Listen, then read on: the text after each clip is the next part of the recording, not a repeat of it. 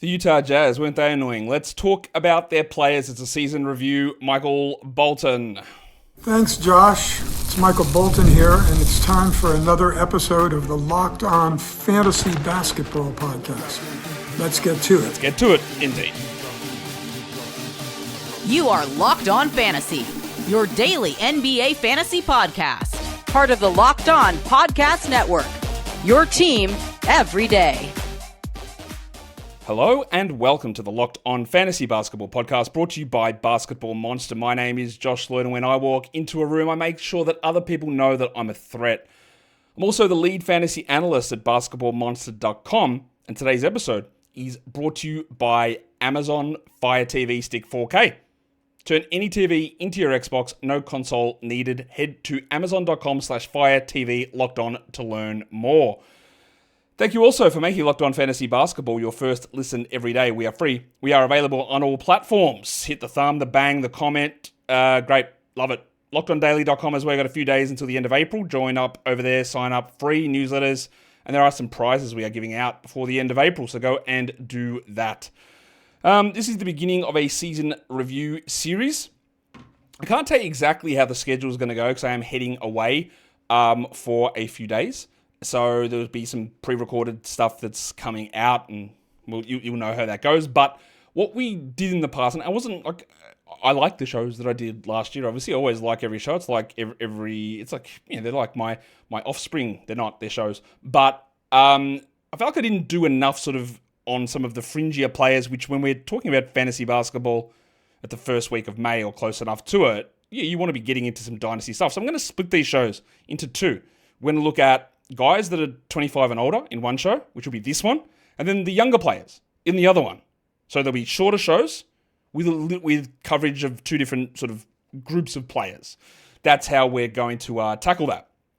So we might as well just go straight in now and talk about this Utah Jazz team. It is actually Kenneth Kawanda Day, and I'm heading to Zambia in the next a few days. So I'll be over there soon. My partner is Zambian, or she was born in Zambia, and we'll be heading over there for a few days coming up, and it is Kenneth Kawanda Day, so shout out to Big Ken. Let's take a look at this Jazz team. They were obviously horrendous. In the end, they did secure themselves the number one slot in the lottery with a 17-65 record, so their pick can be anywhere from pick 1 to pick 5. We will find out about that when the lottery actually happens. They also got pick number 21. They've also got pick number 43. You'll notice they don't have pick number 31, which is their own second round pick. That goes to the Timberwolves. So they actually lost that significant pick, but they get clearly their own pick plus the Wolves first rounder at 21, and they get pick 53, which probably doesn't mean much. But getting that top 5 pick guaranteed plus pick 21 is useful, especially in the draft, which is a lot stronger. Like this one, I haven't done a huge amount of work on the draft. We will do that coming up in the next 2 months before the NBA draft kicks off. In terms of free agency on this team, Johnny Collins is really the only real major free agent here. He does have a player option for $26.6 million. I would be very surprised if John Collins was able to find $26.6 million in annual salary on the open market, but that doesn't mean that much. And I'll tell you why I think that doesn't mean that much. Because, yes, he can get $26.6 million this season, John, by opting into that contract. It means you have to play for Utah for one more year. The thing he could do, though, he could opt out. He might find a 3-year, $50 million contract somewhere else, which is that's obviously more money. It's double the money. It's more long-term security. And if he plays one more year and plays 26.6, gets his 26.6 and then gets hurt, for example, then can only sign minimums, well, you'd be better off getting the 350. So while it seems obvious that John Collins will just opt in, I don't think he's good enough to guarantee that he's going to give you a $20 million player after this season. I don't think that's a guarantee at all. So just watch that one. There is a chance he could opt out. So just be aware of that. There are some players who have non-guaranteed deals. So we're talking KJ Martin, Svi Mykhailiuk, Johnny Juzang, and Jaden Springer. None of those players have any guarantees on their contracts. They've got the 3 two-way guys as well, and the only one of those two-way guys who is going to be sticking around, or at the moment, is Elijah Harkless. He's got a 2-year, two-way contract. The other guys are all expired. So, yeah, that doesn't mean a huge amount when we're talking about the Jazz moving forward.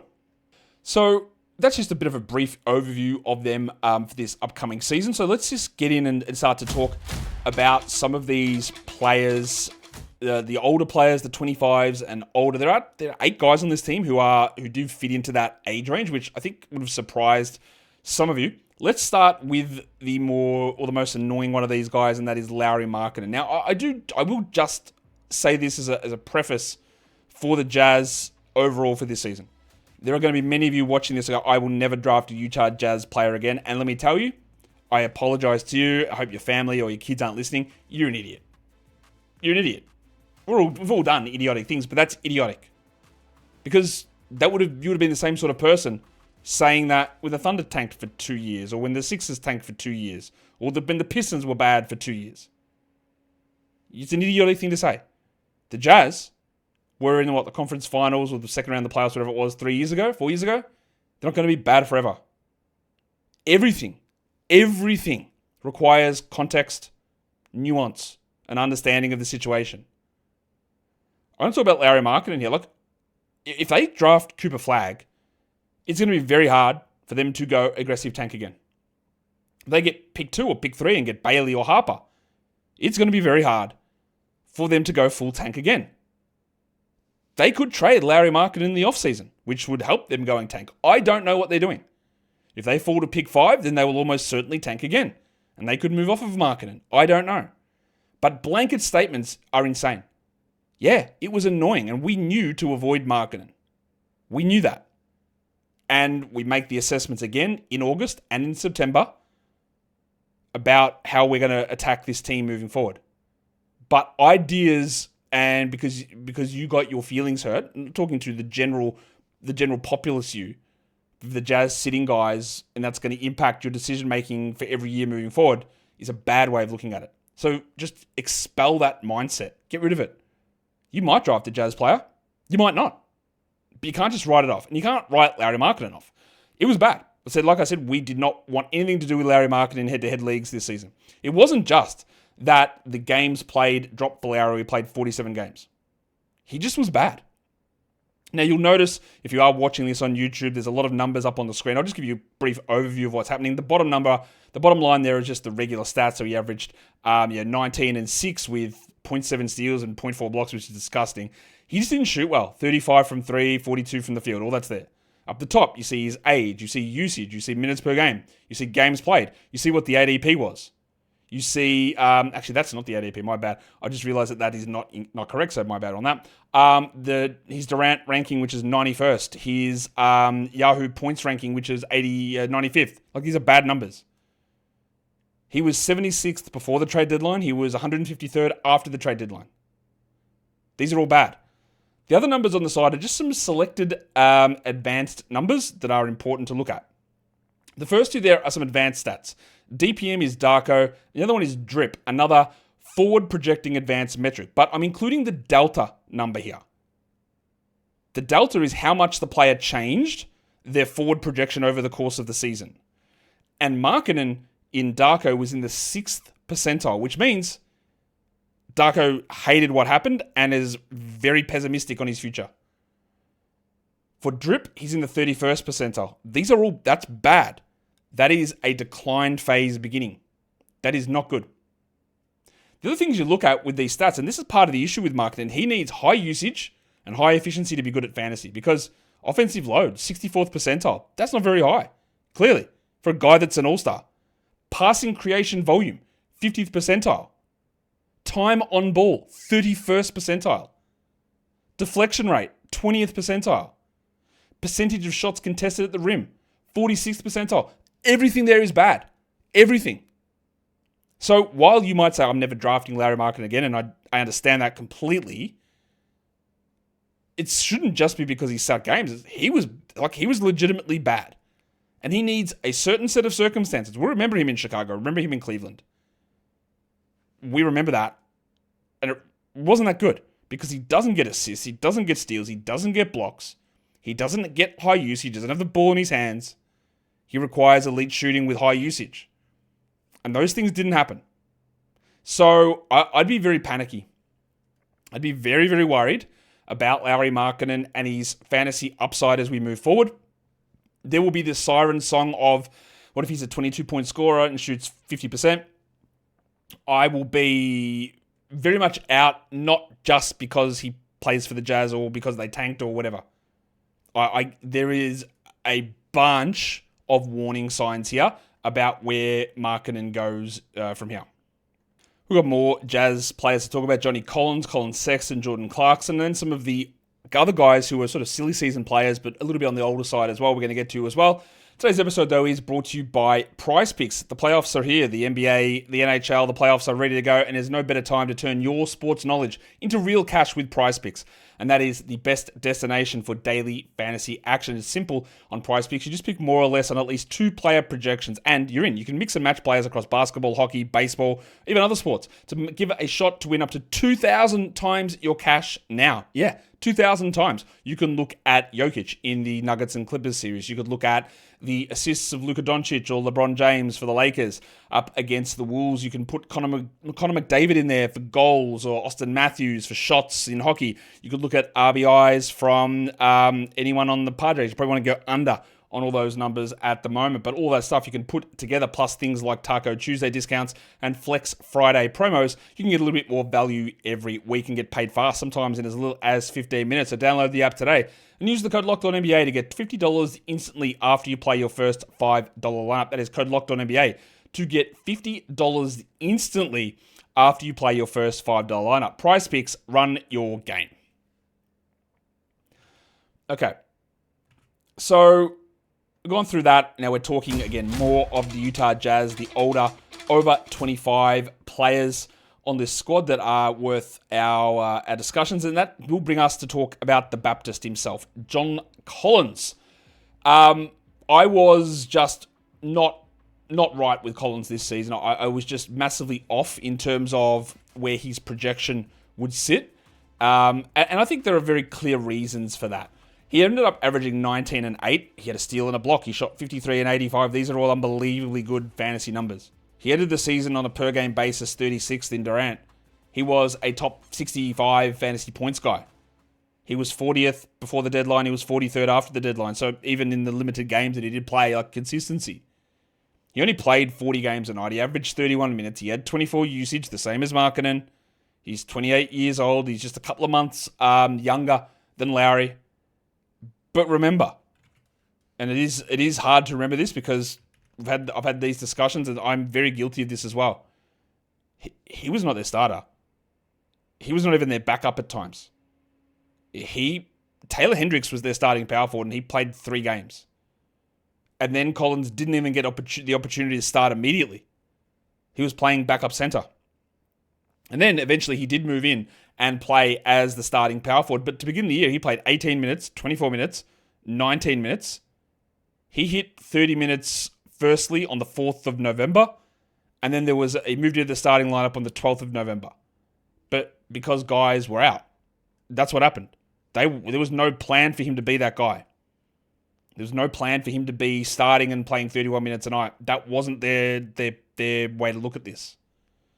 Now, he did play pretty well. You'll see that the drip and the Darko Delta numbers, like Darko's a little bit more aggressive on the improvement of Collins, 91st percentile. Drip's a little bit more hesitant. And yeah, I think the reason I've got both those numbers there is that there's never going to be one clear winner at all times. There's never going to be, this is the only number you look at. You want to look at multiple things. And if something is giving you bright red or green flags, all hitting in one direction from multiple sources, you go, okay, that's interesting.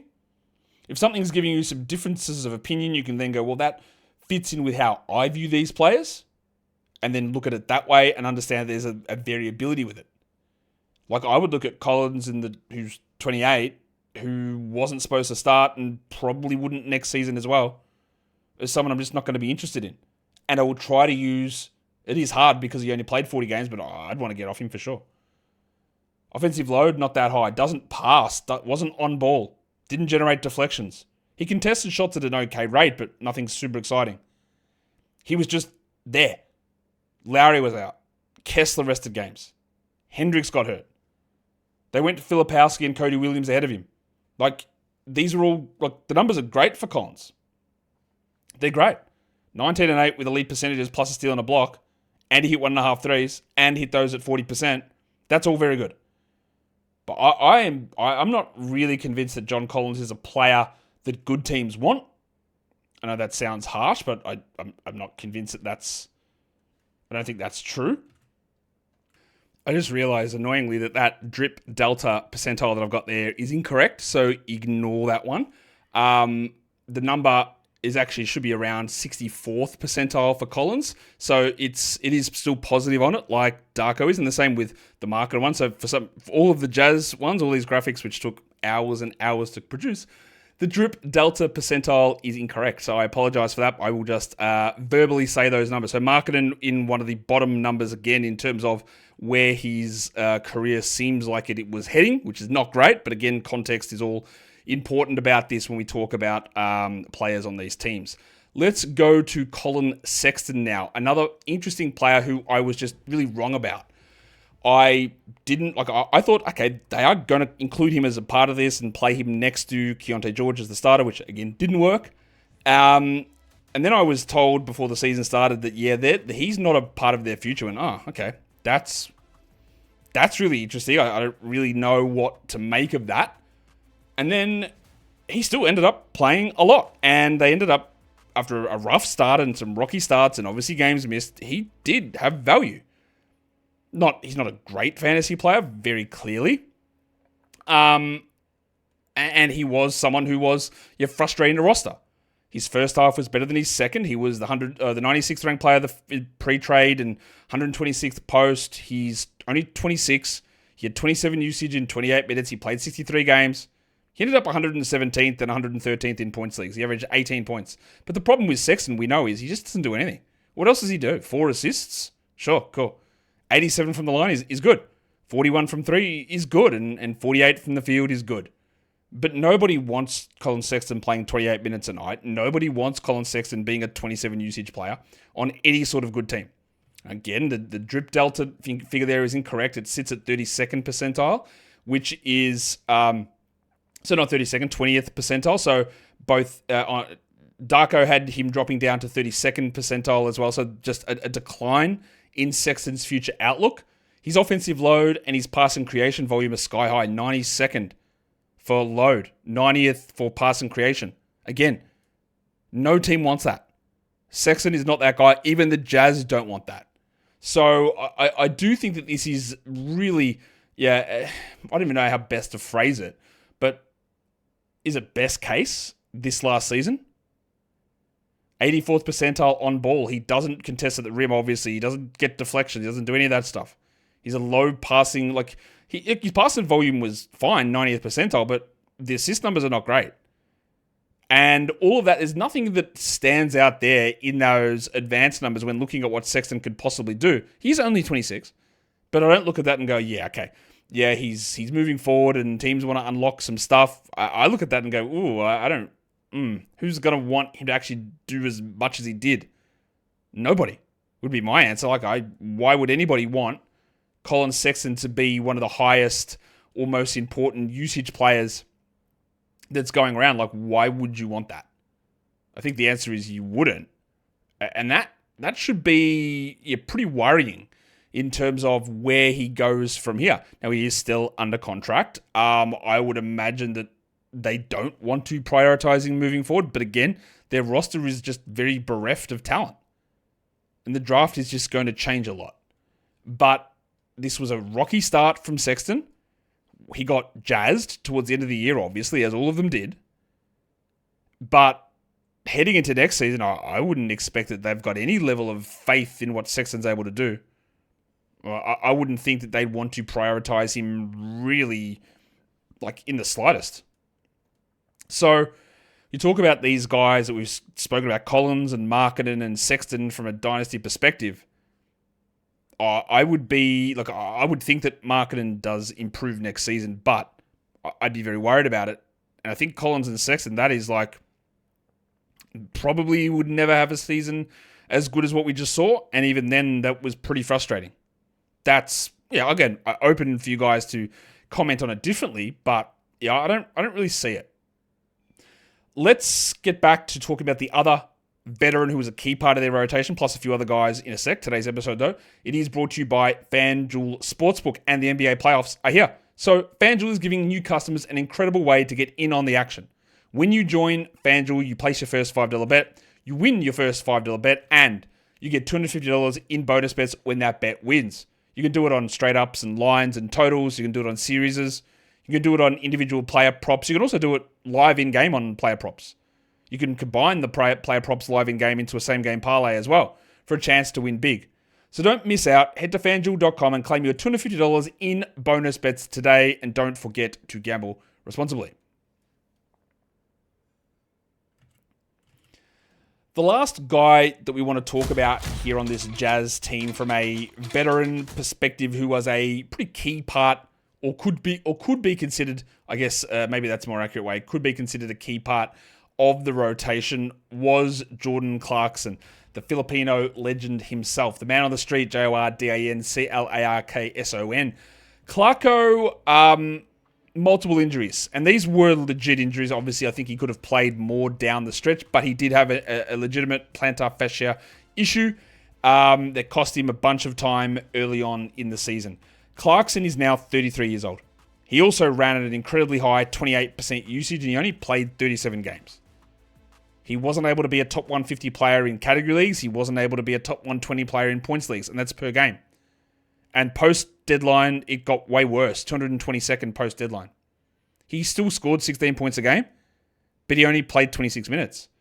And the ability to do anything else really dropped. 41 from the field, we know he's bad there. 36 from three, that's getting a little rough. Free throws at 80%, you would want that to be higher. And he's just in that stage again, like with Clarkson, like with Sexton. Is it like, who want me? No cap. Like, who wants this? Do the Jazz want it when there's George and there's Collier and there might be the number 1, 2, 3, 4, 5 pick who fills this role? Not number 1, because that won't be this role. Will it be like what happens at pick 21? Where does Clarkson go? I would say he's got a pretty high chance of being traded somewhere. And even then, you know you're going to get a week of Clarkson value and then he'll drop way off. Interestingly, his deltas are sort of neutral. They're not anything crazy, like 58th percentile for Darko, 66th for the drip. So, he was sort of steady-ish. He wasn't dropping a huge amount. He wasn't rising a huge amount. His passing creation volume was very low for a player in that sort of a role. He also played a lot more off-ball, which is one of those things that you would say that at parts of Clarkson's career go, well, maybe that's great. You should have done more of that. But when you're not doing anything else, I would like to get you.